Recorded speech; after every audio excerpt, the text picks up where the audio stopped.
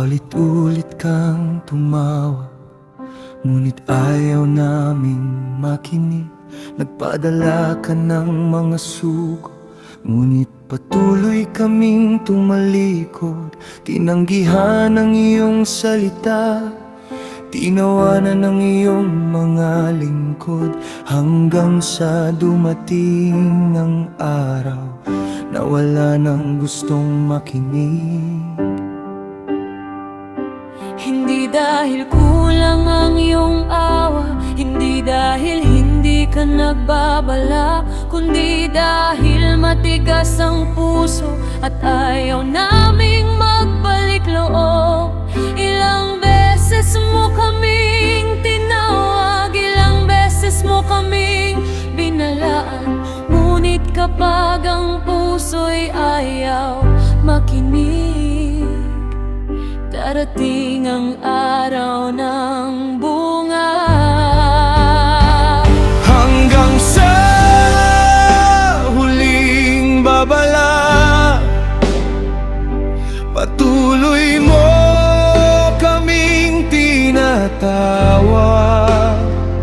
Hanggang sa huling sandali, iyong away naghihintay.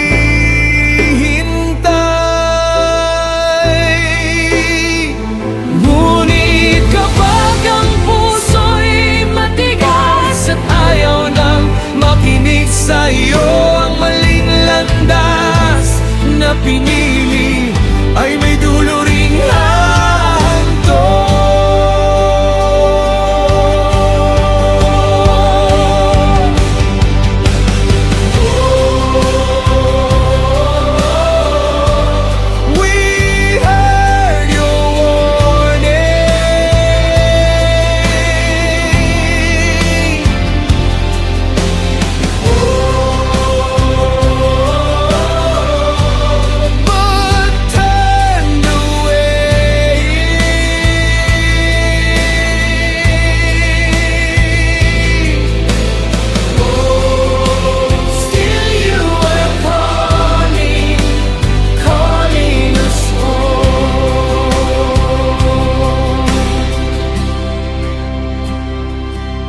Bumagsak ang Jerusalem, nasunog ang banal na templo, ang mga pader ay winasak, at ang bayan ay dinalang bihag.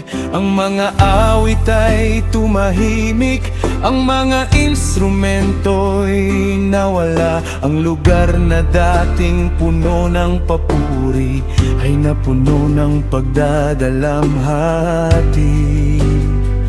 Ngunit sa gitna ng pagkawasak, hindi pa tapos ang kwento, dahil ang Diyos na humatol ay Diyos ding nagbibigay ng pag-asa. May panahon ng pag-iyak, may panahon ng paghatol, ngunit hindi nawawala ang iyong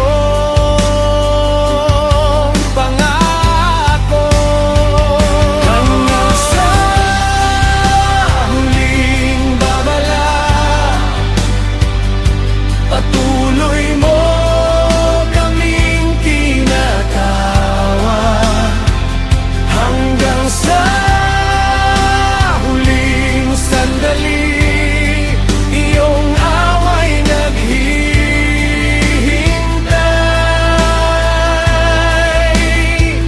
Ngunit kapag ang puso'y matigas at ayaw nang makinig sa iyo, ang maling landas na pinili ay may dulo ring hahanto.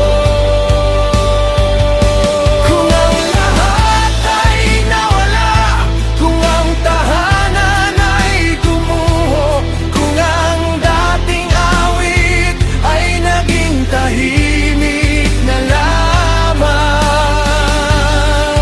Hindi ibig sabihin natapos na ang iyong plano, dahil kahit sa gitna ng abo, may may binubuksan kang bagong pinto.